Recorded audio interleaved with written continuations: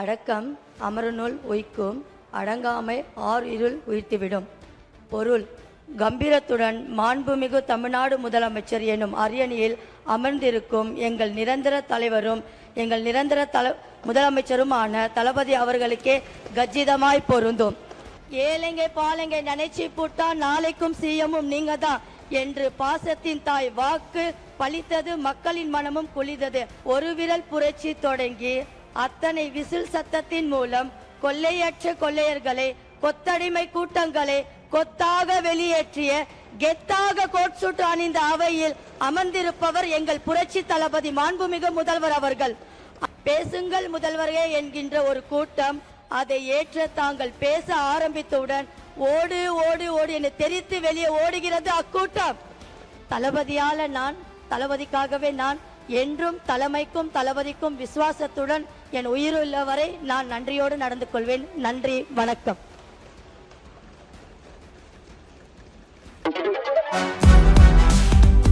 சூப்பரா இருக்கு அம்மா, எனக்கு இதோட சீக்கிரம் தெரியும். Chocolate sweetened condensed milk from Milky Mist. Aachi Masala. எந்த சமையலும் ருசி தேடும் ரகசியம். 20 ரூபாய். அடக்கம் அமரனுள் உய்க்கும், அடங்காமை ஆர் இருள் உயிர்த்திவிடும். பொருள்: யார் ஒருவர் அடக்கத்துடன் கூடிய நற்குணத்துடன் வாழ்கிறாரோ அவர் தானாகவே உயர்ந்த நிலையை அடைவர். அடக்கத்தை துறந்து தான் என்ற நினைப்புடனும் ஆணவத்துடனும் வாழ யார் நினைக்கிறாரோ அவர் தன்னைத்தானே படுகொலியில் தள்ளிக்கொள்வார். நான் சுட்டிக்காட்டிய இந்த திருக்குறளில் முதல் வரி, வரலாற்று சிறப்புமிக்க பேரவையில் அடக்கத்துடனும் கம்பீரத்துடன் மாண்புமிகு தமிழ்நாடு முதலமைச்சர் எனும் அரியணையில் அமர்ந்திருக்கும் எங்கள் நிரந்தர தலைவரும் எங்கள் நிரந்தர முதலமைச்சருமான தளபதி அவர்களுக்கே கச்சிதமாய் பொருந்தும். அக்குறளில் அடுத்த 2 வரி இதே அவையில் அமர்ந்திருக்கும் பலருக்கும் பொருந்தும். பேரவைத் தலைவர் அவர்களே, வேலூர் மாவட்டம் காட்பாடியில் சாதாரண எளிய குடும்பத்தில் பிறந்த தங்க தளபதி அவர்களால் ஈர்க்கப்பட்டு 1997ஆம் ஆண்டு ரசிக மன்ற முதல் பெண் ரசிகை என்ற பட்டத்தோடு கம்பீரத்தோடு வலம் வந்த எனக்கு அரசியல் களத்தில் தேர்தலில் போட்டியிட வாய்ப்பளித்து வெற்றியும் பெற வைத்த தற்போது இந்த மாபெரும் அவையில் பேசவும் வைத்து அழகு பார்க்கும் எங்கள் அழகிய தமிழ் மகனுக்கும் தமிழ் தாயின் தலைமகனுமான மாண்புமிகு தமிழ்நாடு முதலமைச்சர் புரட்சி தளபதி அவர்களுக்கு கம்பீரமாய் அமர்ந்திருக்கும் இரு கையை நோக்கி இரு கைகளை கூப்பி வணக்கத்துடன் தெரிவித்துக் கொள்கிறேன். மாண்புமிகு தமிழ்நாடு புரட்சி தளபதி அவர்களுக்கு என் நன்றியை தெரிவித்துக் கொள்கிறேன். விசுவாசம் கலந்து முதற்கண் வணக்கத்தை தெரிவித்துக் கொள்கிறேன். எங்களின் அரசியல் வழிகாட்டி ஆசானுமான தளபதியின் நம்பிக்கையாளர் எங்கள் மாண்புமிகு அமைச்சர் திரு ஆனசார் அவர்களுக்கும் இந்த பேரவையில் என் நன்றியை தெரிவித்துக் கொள்கிறேன். மேலும் இந்த பேச வாய்ப்பளித்த பேரவைத் தலைவர் அவர்களுக்கும் அரசு தலைமை கொரோடா அவர்களுக்கும் மாண்புமிகு அமைச்சர் அவர்களுக்கும் மாண்புமிகு சட்டமன்ற உறுப்பினர்களுக்கும் குறிப்பாக தலைவர் தளபதி அவர்களுக்கே அவருடைய முகத்துக்காக மட்டுமே என்னை நம்பி பெரிய மாபெரும் அளவை ராணிப்பேட்டை சட்டமன்ற தொகுதியில் மக்கள் அவர்களுக்கு நன்றியை தெரிவித்துக் கொள்கிறேன். இவை பேரவையில் என் முதல் உரையை தொடர்கிறேன். பிறப்புக்கும் எல்லாம் உயிருக்கும் என கொள்கையோடு வரலாற்று சாதனையாளர்களை கொள்கை தலைவராக ஏற்றுக்கொண்டு தமிழக வெற்றி கணம் எனும் அரசியல் கட்சியை தொடங்கி 3 வருடங்களில் இமாய அளவு வெற்றி பெற சென்ட் ஜார்ஜ் கோட்டையில் மட்டுமல்லது எவரெஸ்ட் சிகரம் வரை வெற்றி கொடியை நாட்டின் உலக அரசியல் தலைவர்களே யார் இந்த தமிழக முதல்வர் என்று உற்றும் நோக்கும் வகையில் மாண்புமிகு தமிழ்நாடு முதலமைச்சர் என்னும் அரியணையில் அலங்கரிக்கும் எங்கள் முதல்வரே, எங்கள் தலைவரே, ஒரு விரல் புரட்சி தொடங்கி அத்தனை விசில் சத்தத்தின் மூலம் கொள்ளையற்ற கொள்ளையர்களை, கொத்தடிமை கூட்டங்களை கொத்தாக வெளியேற்றிய கெத்தாக கோட் சூட் அணிந்த அவையில் அமர்ந்திருப்பவர் எங்கள் புரட்சி தளபதி மாண்புமிகு முதல்வர் அவர்கள்.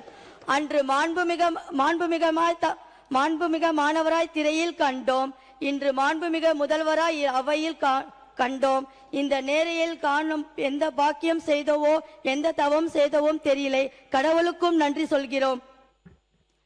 தளபதி அவர்களின் தலைமையில் இயங்கும் தமிழக வெற்றி கழகத்தின் ஆட்சி மக்கள் நலனுக்காக இயங்கும் ஆட்சி, உண்மையான மக்கள் ஆட்சி, தூய்மையான ஆட்சி, மிக சிறப்பான ஆட்சி, ஊழலற்ற ஆட்சி.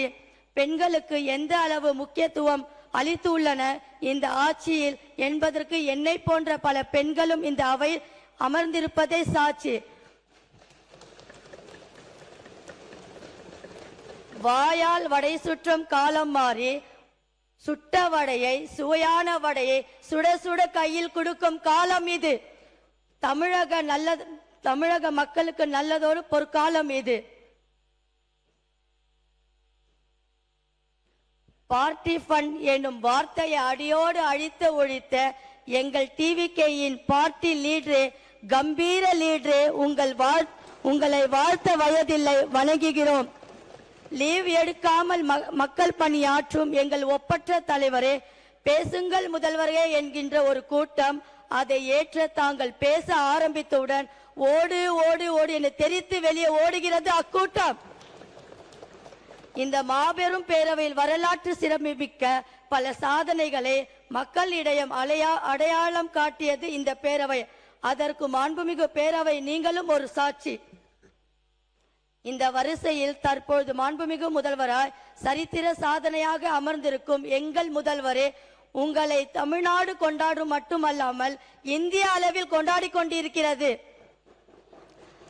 தன்னந்தலியாய் நின்று கோடிக்கணக்கான மக்களின் மனதில் புகுந்தவர், நேர்வழி நடந்தவர், நேர்மையாக எடுத்துக்காட்டாய் திகழும் பல சோதனைகளை கடந்து சாதனையாக மாற்றி காட்டுவர் எங்கள் தலைவர்.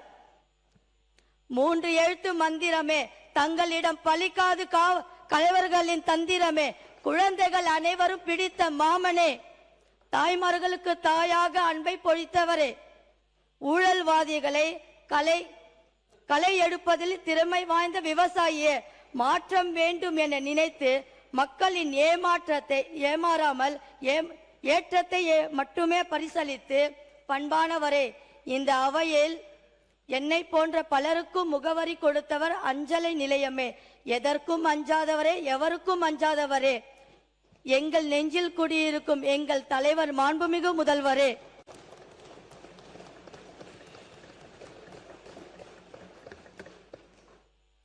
அனைத்தையும் துறந்து தலைவா, நீ நிரந்தர முதல்வா, தங்களை நீரோடி வாழ்க வேண்டும் என எல்லாம் வரை இறைவனிடம் வேண்டிக் கொள்கிறேன்.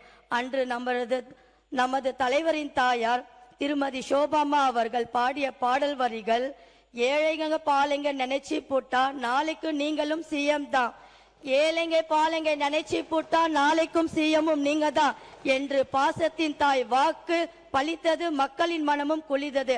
அந்த தாய்க்கும் என்னோட மனமாத நன்றியை தெரிவித்துக் கொள்கிறேன். மாண்புமிகு பேரவைத் தலைவர் அவர்களே, எனது ராணிப்பேட்டை சட்டமன்ற தொகுதியில் மக்கள் சார்ந்த ஒரு சில கோரிக்கைகள் உங்கள் மூலமாக தெரிவித்துக் கொள்கிறேன். ராணிப்பேட்டை சட்டமன்ற தொகுதியில் உள்ள பிஞ்ச் ஏரிய தூள்வாரிய மக்கள் பயன்படுத்துக்கு கொண்டு வர வேண்டும். ராணிப்பேட்டை தொகுதியில் அமைந்துள்ள சிப்காட் இடிசி திருமல மெடிக்கல் தொழிற்சாலையில் நீண்ட வருடகாலமாக அகற்றப்படாமல் கோமிய கழிவறைகளை அகற்ற முன்வர வேண்டும். ராணிப்பேட்டை தொகுதியில் அரசு மருத்துவ கல்லூரி புதிதாக அமைத்து தர வேண்டும். ராணிப்பேட்டை தொகுதியில் உள்ள மேல்குப்பம், கல்மேக்குப்பம், அம்பூர் போன்ற பகுதிகளில் மக்கள் பட்டா அவர்களுக்கு வழங்க வேண்டும். ராணிப்பேட்டை தொகுதியில் உள்ள வாலாஜா அரசு மருத்துவமனையில் கூடுதல் கட்டணம் மற்றும் உயர்தர மருத்துவ மிஷின்கள் வழங்க வேண்டும். ராணிப்பேட்டை தொகுதியில் புதிதாக அரசு அடுக்குமாடி குடியிருப்பு வீடுகளை கட்டித்தர வேண்டும். ராணிப்பேட்டை தொகுதியில் உள்ள அம்மூர் பகுதியில் கழிவுநீர் சுத்திகரிப்பு நிலையம் அமைத்து தர வேண்டும். வேலூர் 6 வழி சாலையில் இருந்து வேப்பூர் வழியாக ஆற்காடு செல்லும் புற வழி சாலையில் 30 வட்டி வரை அமைத்து தர வேண்டும். ராணிப்பேட்டை தொகுதியில் உள்ள வாலாஜா வட்டம் ரத்னகிரி அஞ்சல் தென் அந்தியாலம் ஏடிசி பகுதியில் கடந்த 100 ஆண்டுகளுக்கு மேலாக வசிக்கும் சுமார் 80 குடும்பங்களுக்கு இதுவரை பட்டா வழங்கவில்லை. நம் அரசு முன் வர வேண்டும். ராணிப்பேட்டை தொகுதியில் உள்ள வாலாஜா, மேல் விஷாரம் நகராட்சி 21வது வார்டு ஜமீலாபாத் பகுதியில் போதிய குடிநீர் வியோதம் இல்லாமல் மக்கள் அவதிப்படுகின்றனர். அவர்களுக்கு குடிநீர் தேவையான உற்பத்தி செய்ய வகையில் மேல்நிலை நீர்த்தேக்கம் தொட்டிகள் அமைத்து தருமாறு அன்புடன் கேட்டுக்கொள்கிறேன்.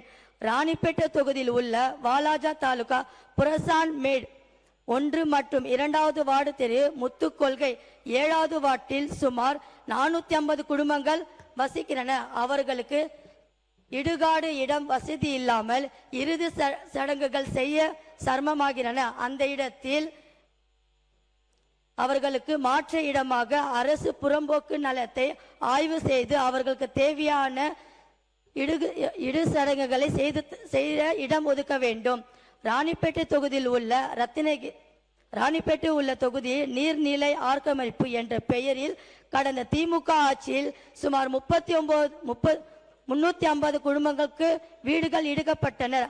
அந்த இடத்தில் அமைச்சராகவும் இருந்த வாக்குறுதிகளை கொடுத்து அங்க இருக்கிற மக்களை நான் அரசு ஆட்சியில் அமைந்தவுடன் உங்களுக்கு அந்த இடத்தை நான் மீட்கு கொடுக்கிறேன் என்று அன்று இருந்த ஆட்சியில் சொல்லியிருந்தார். ஆனால் அங்கு இருக்கிறவர்களுக்கு அந்த இடம் கொடுக்கவில்லை. அதே இடத்தில் இடிக்கப்பட்ட இடத்தில் குடிசை வீடு கட்டி மின்சாரம் இல்லாமல் வாழ்ந்து கொண்டு வருகின்றனர். நமது அரசு அவர்கள் வாழ்வாதாரத்துக்கு ஒளியேற்று வகையில் மின்சார வசதியும் அவர்களுக்கு இடம் கொடுக்குமாறு அன்புடன் தாழ்மையுடன் கேட்டுக்கொள்கிறேன். இந்த வாய்ப்பை கொடுத்த அனைத்து நல்ல உள்ளங்களுக்கும் எங்களுடைய மாண்புமிகு முதலமைச்சர் அவர்களுக்கும் என் மனமார்ந்த நன்றியை தெரிவித்துக் கொள்கிறேன். பேரவைத் தலைவர்கள் ஒரே ஒரு விஷயம், இதை நான் சொல்லிடுறேன். இதற்கு சொல்ல நான் ரொம்ப கடமைப்பட்டிருக்கேன். நாங்கள் கிட்டத்தட்ட தலைவர் கூட ரசிக மன்றம், நற்பணி மன்றம், மக்கள் இயக்கமா அவருடைய வழியில நாங்கள் வளர்ந்து வந்திருக்கோம். கடந்த 27 ஆண்டுகளாக அவர் கூட நான் பயணிச்சிருக்கேன். தமிழ்நாட்டில் முதல் பெண் ரசிக மன்றத்தில் நான் தான் அந்த பட்டத்தை வாங்கியிருக்கேன். அதுக்கு இந்த இடத்துல தலைவருக்கு நான் ரொம்ப நன்றி சொல்லிடுறேன். அது இல்லாமல் எங்களை வழிகாட்டி எங்களுடைய தளபதி அவர்களின் நம்பிக்கை பொதுச் செயலாளர் அவர்கள் எங்களை வழிகாட்டியா என்னை அடுத்தடுத்த இடத்துக்கும் அவர் தான் எடுத்துகிட்டு போயிருக்க. என்ன மட்டும் இல்லாமல் எங்களை மாதிரி பெண்களுக்கும் ஒரு முக்கிய இடத்தை கொடுத்து எல்லாருமே இந்த இடத்துல நிற்க வச்சிருக்காங்க. அது இல்லாமல் எங்களுடைய மாநில மாநாடு இந்த சிறப்பு எங்களுடைய கட்சி ஆரம்பித்து நாங்கள் அந்த கொள்கை திருவிழா நாங்கள் நடத்தும் போது எல்லாருமே என்கிட்ட ஒரு விஷயத்தை கேட்டாங்க. ஊடக நண்பர்கள், எதிர்கட்சிக்காரங்க, மற்ற எல்லா கட்சிக்காரங்களும் கேட்டிருக்காங்க, நீங்கள் ஏன் இந்த ரெட் அண்ட் எல்லோ நீங்கள் ஒரு அணியாக நீங்கள் இந்த ஆடையை நீங்கள் அணிந்திருக்கீங்கன்னு கேட்டாங்க. அப்போ நான் அவங்ககிட்ட சிரிச்சுட்டே அமைதியாக எந்த பதிலுமே சொல்லலை. இதுக்கு அது பதில் சொல்கிறதுக்கு, தலைவர் முன்னாடி சொல்கிறதுக்கு ஒரு வாய்ப்பு எனக்கு கடவுள் கொடுத்துருக்கிறாரு. ஏன் அப்படி நான் சொல்கிறேன்னா, எந்த அரசியல்வாதிகளும் எந்த அமைப்பில் இருக்கிறவங்களும் இஸ்லாமிய பெண்ணுக்கு முதல் இடம் கொடுத்தது இல்லை. எங்கள் தலைவர் ஆட்சி தொடங்கி அன்றே எனக்கு கொள்கை பருப்பு கட்சியில கொள்கை பருப்பு இணை செயலாளராக பதவி கொடுக்கும் போது அவர்களுடன் பக்கத்தில் எனக்கு சேரை போட்டு உட்கார வச்சு என்னை கௌரவிச்சாரு. அப்போ அந்த கௌரவம் எனக்கு சார்ந்தது மட்டும் இல்லாம தலைவர் சொல்லியிருக்காரு, எங்களுடைய கொள்கை பிறப்புக்கும் எல்லாம் இருக்கும் தான். ஆனா இஸ்லாமிய பெண்ணுக்கு அன்னைக்கு இஸ்லாமியர்கள் எல்லாருக்குமே ஒரு பெருமை காட்டுற மாதிரி தலைவர் அன்னைக்கு நடந்தினாரு. அன்னைக்கு நான் முடிவு பண்ண எந்த கட்சிக்காக நான் இந்த இடத்துல நான் வந்தனோ, தலைவர் கூட நான் இருக்கிறேனோ, நான் சாகர மட்டும் இந்த ஆடை தான் நான் அணிந்து இருப்பேன். இது என்னுடைய அடையாளம்ன்றது நான் பெருமையுடன் தெரிவித்துக் கொள்கிறேன். ஒரே ஒரு விஷயம், தளபதிக்காகவே நான் என்றும் தலைமைக்கும் தளபதிக்கும் விசுவாசத்துடன் என் உயிருள்ளவரை நான் நன்றியோடு நடந்து கொள்வேன். நன்றி, வணக்கம்.